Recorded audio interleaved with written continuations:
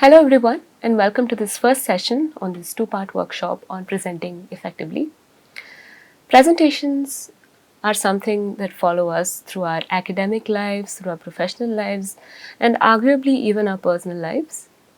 You might be an undergraduate student looking to make an impressive presentation for your next assignment, or you might be a researcher who's looking to present their findings in the most compelling manner possible.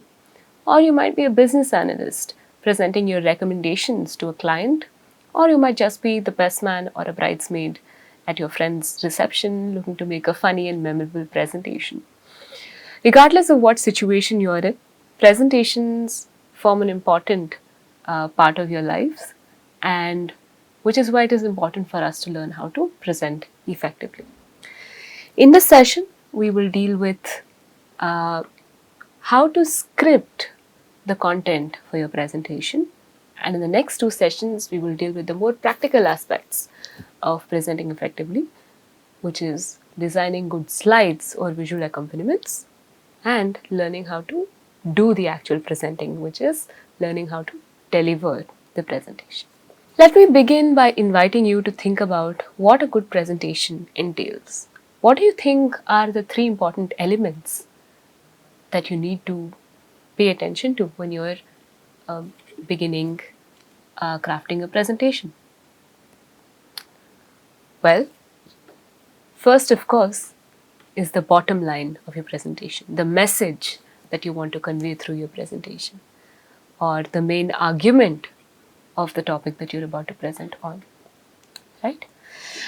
And the second element are the slides or the visuals.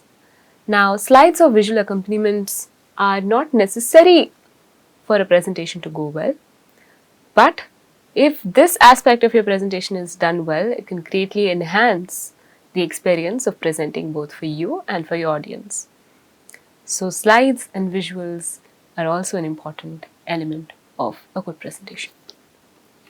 Finally, of course, while the scripting and the slide designing forms one part of the whole preparation process, the actual doing of the presentation is quite daunting. And delivery is a very important aspect. Good delivery, good body language, good articulation, all of these come under delivery as an aspect. Now here's a caveat. We will deal with the typical presentations that are made within a closed room to a fairly small audience, a small audience that is specialized. And typically presentations are no longer than 10 to 15 minutes. We are not particularly talking about public speaking, which is slightly less specialized. The time that is given is slightly longer and the audience is a little bit more general. So that will form the content of a different session. Public speaking is slightly different in terms of the format it takes. But for this session, we will be talking about 10 to 15 minute class, conference or business presentations, right? Great. So let's get right into it. How does one begin crafting a script or at least outlining a script for their presentation? Well, preparation and planning is undoubtedly key to this. A lack of preparation will immediately show in your presentation. It's just a very easy giveaway. So it is imperative that prior research and preparation is done regardless of the topic of the presentation. What are the things that you need to remember when we are starting off on the preparation process? The first step, of course, is to research, to research widely and deeply, and to research using reliable sources such as journal articles, newspaper articles, books, and so on. Not necessarily blogs or Wikipedia pages which can be edited by anyone without a rigorous review process. So the second step, of course, is to put down one's thoughts on a piece of paper, which we call brainstorming, and then make connections among all these ideas and all the information that you've gathered so far in the form of a mind map. This is a very useful strategy that can help organize, in some sense, the different thoughts that are going around in your head. Now, with a fair idea of the topic that you're working with, you may try to arrive at your core message. Ask it is here that we ask ourselves, what is it that you want your audience to take away from this presentation? If you had to summarize the content of your presentation in one sentence, what would that be? So once you know exactly what it is that you want to convey through this presentation, weaving a narrative around it or crafting a script around it becomes so much easier, and the point of your presentation will come across in a much better manner. So once that is done, once you know your core message, you may organize everything you've done so far in the form of an outline. Now, a traditional way of structuring your content, traditional way of outlining would be to think about the opening of your presentation, follow it with the body, and finish it off with a conclusion. This is a typical, traditional, and foolproof opening, body, conclusion format. Once you have outlined, you can move on to the drafting stage. Getting started is very, very important. So once the rough draft is done, you can go on to the editing stage. Now, editing is also equally important. Depending on how important an idea, sentence, or paragraph is to your overall presentation, you may choose to have it in or leave it out. And now there's a very simple way of sort of realizing which part of the presentation needs to be left in and which part of the presentation needs to be cut out, depending on the time limit that you have. And a sort of acrostic that you can use when you are trying to edit the draft of your presentation script is the CED acrostic. So find out what is absolutely critical to your presentation, leave that in. Find out what is maybe not critical but essential, leave that in. Maybe there's a sentence or a paragraph in your presentation that is desirable but not necessarily contributing to the overall message that you want to convey. Then maybe regardless of how beautiful that sentence or paragraph is, it would be more sensible to leave it out. So editing sensibly, editing in a systematic manner is more important than trying to get it all right in the first go. So the rough draft can be as long as you want it to be. It can just be a stream of consciousness sort of thought drop. But the editing part should be done in a more systematic manner, where you put out the juiciest parts in and leave the rest out. Because keeping it short is very, very important. Minimalism is absolutely important in presentations. You generally do not get more than 15 minutes to present your, for reference, 1200 to 1800 words is what a script could be confined to for a 10 to 15 minute presentation. Now let's talk about some strategies that can be used to make this scripting or outlining process a little easier. Now this is not an exhaustive list, and some aspects of these strategies, these methods of scripting might overlap, but it is good to know a little bit about them so that one can structure one's presentation outlines better. So here are 4 strategies. The first strategy is the PREP method, which stands for position, reason, example, position. It is quite self-explanatory. However, the idea is that you state your claim, which should sound a lot like your core message. What is it that you want your audience to take away? And then give your reasons for taking that position. Why have you taken that position? Follow that up with a compelling example and close it by restating your original claim. So for instance, and here's another way of representing the same method, which is say it, explain it, show it, conclude it. Right? So when you start off by taking a position, some of the expressions that you can use are I think or I believe. When you're stating the reasons, you can start off your sentences with because, the primary reason is, or firstly, and followed by reason 1, secondly, followed by reason 2. And then when you're backing up your reasons with concrete evidence or examples, you can use phrases such as, for instance, as seen in this incident. So you can use phrases like that. When you're restating your position at the end of your presentation or your script, you can start off using phrases such as, so, as I said, all in all, or clearly. Let's look at an example. Let's look at an example of the prep method so that we can understand this in a more detailed manner.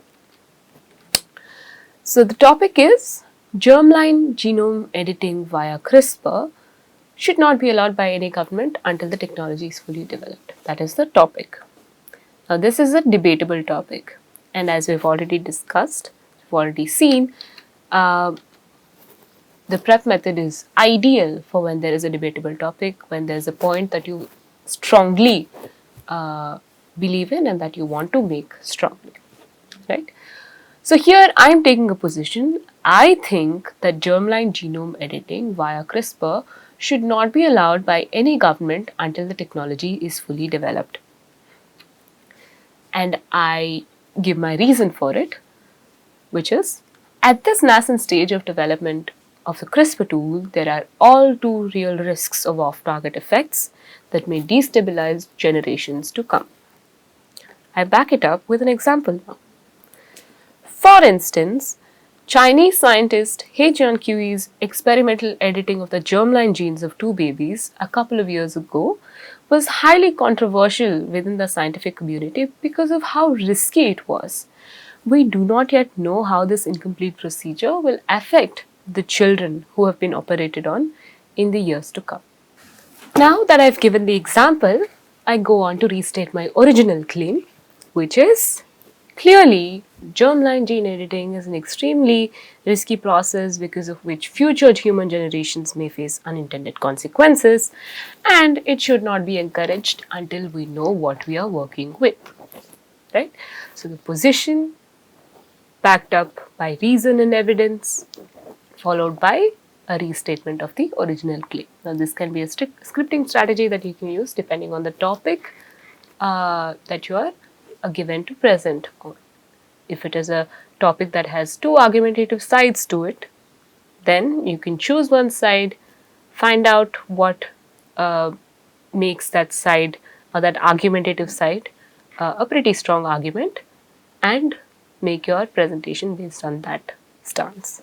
The second method is the past, present, future method. Now this method is ideal when you have to narrate events in a chronological order, when you're trying to be informative or predictive about certain events that have happened in the past, where they have come to now, and how they're going to pan out in the future. In such cases, the past, present, future method can be very, very useful. So for instance, if you're trying to make the case for jumping into a new market with an untested new product that you've developed, you might begin by telling your corporate history of marketing successes, working your way up to the present, and closing with how you think that this product might see new highs, new successes in the future. So that would be a good way of narrating the story of your product and predicting where the product will go in the future. This is if you've designed a product that has to be marketed now. So let's look at an example of how the past, present, future method can be used. And here, an employee at an organization is giving an update regarding one of the initiatives that they had taken last year, and looking at how this initiative will pan out in the future. So let's begin. Last year, we initiated the fast track plan. We sped up the company's development efforts and rapidly increased market lines by introducing one product into the market per month. We have been able to meet this monthly goal over the past 11 months consistently. The quality of products too, I am happy to notice, better than before, and we are receiving good feedback from customers. Now this is the present aspect, where the plan has reached now, what its effects have been, and how it has positively affected the company, right? Now, there's a little bit of a negative aspect as well. The only area that needs improvement is in recruitment and employee training, as we are unable to train employees fast enough to join the fast track plan department. Right? So, the first point was about how the fast track plan was conceived, how the company sped up its development efforts, and how they put this plan into motion, into execution. The second point is about where the plan has taken them now, what its effects have been, and what its maybe negative effects have been as well. The final point is a future oriented point. I'm happy to announce that we will continue with the fast track plan for the next financial year.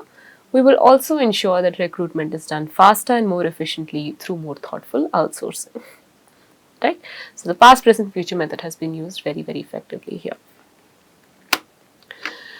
The third method, the third scripting strategy, is the problem cause solution method.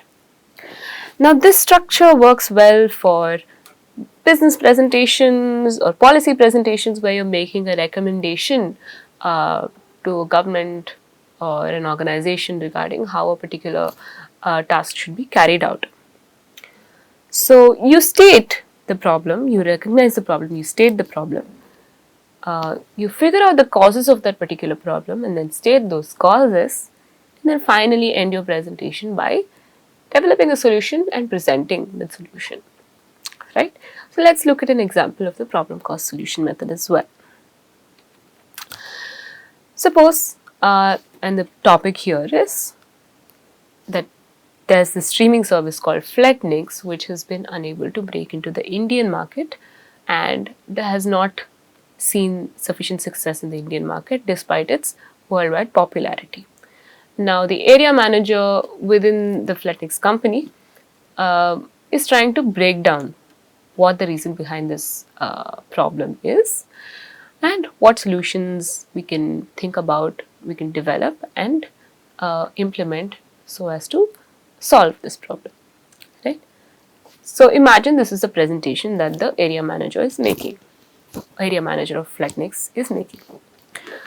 Fletnix, despite its worldwide popularity and meteoric success, has failed to make a significant impact on the Indian market. We need to address this immediately, especially because India can become our biggest customer base. Right? So, here the problem has been stated, and why we need to solve this problem has also been stated, because India is a very big market for Fletnix and Fletnix needs to ensure that it can make the most of it. Then moving on to the causes. The primary cause for the lack of adoption, according to the survey we conducted, was that there isn't enough local content to appeal to local customers, to a local audience. Secondly, the cost of the streaming service per month is too high and is not affordable for the average Indian consumer, who can choose among many other cheaper streaming services. Right? So, two causes have been given, two important causes that are restricting or keeping Indian consumers from adopting Fletnix have been given. Moving on to the third part of the presentation or the script would be the solution, which is firstly, we could explore alternate pricing models such as a much cheaper mobile plan that can later be converted to a plan that works across all devices once trust is established between the company and the consumer. Secondly, local content can be commissioned in collaboration with popular regional content creators on Instagram and YouTube across the country. So, those are the two solutions that the area manager is suggesting to solve the main problem of lack of adoption. So, problem cause solution method is again a very easy, very quite foolproof method of being able to structure your script for your presentation well. Now, this format has the advantage of following the natural thought process of the business world or the academic world, which is about critical thinking and problem solving. Right? So, we recognize we have a problem, we figure out the causes, then we develop a solution. It's the way our brain works on a day-to-day basis, and that's why this method also works really well. So, coming to the final scripting strategy that one can use, which is not as much used in writing as it is in advertisements and pitches and product launch presentations, right? AIDA method, which stands for, it's again an acrostic, which stands for attention, interest, desire, action. This works best when you're trying to persuade someone or something, when you're trying to get them to say buy your product or think the way you think, or believe in a position that you believe in. So it is a persuasive strategy, right? You grab the attention of your audience with a statistic or an anecdote or a claim that is sufficiently surprising to, take them into the presentation. And then you raise your audience's interest by stating the benefits of the position that you're advocating. And then slowly you generate desire among the audience for the product that you're trying to market in a way that makes them want to adopt the same position or buy the product that you're marketing. Then finally conclude with a call to action so that the audience that you're presenting to can actually act on the desire that you've generated in them. So it is predominantly an advertising strategy. It is a marketing strategy, which is seen in a lot of advertisements, for instance, right? So, for instance, let's look at this very famous ad that we all see whenever we are on YouTube, right? And this is the ad for Grammarly, which is a spell checker and a grammar corrector on the internet, right? So the first line of the Grammarly ad, which is quite famous, starts like this: writing's not that easy, but Grammarly can help. So that's a very catchy short first sentence that draws the audience in, that gets their attention at least, and pitches what Grammarly is about, right? And then the second part of the advertisement is, and the ad goes like this: this sentence is grammatically correct, but it's wordy and hard to read. It undermines the writer's message and the word choice is bland, right? So here it is building interest among the audience. Slowly, the third part of the advertisement is, Grammarly's cutting-edge technology helps you craft compelling, understandable writing that makes an impact on your reader. Much better, right? So the desire aspect of it comes through in this sentence because it gives the audience an image of what they could be doing in their daily lives much better if they had this Grammarly spell checker, right? And then finally, the advertisement ends with a call to action, right? Are you ready to give it a try? Installation is simple and free. Visit Grammarly.com today. So there's a call to action. Interested consumers, interested audience can go to the website and immediately download it, right? So that's the example of the AIDA method. We don't generally use it in simple presentations that do not require a lot of, in informative presentations or narrative presentations where persuasion is not the main objective. But in cases where persuasion is the main objective, the AIDA method works really well. So the AIDA method works really well. So that's it about the scripting strategies and how one can craft a good script so that the message, the underlying message of your presentation can come across really well. In the next session, we will talk about how one can design good slides, where to look for good templates, and how one can deliver one's presentations well. Thank you so much and see you in the next session.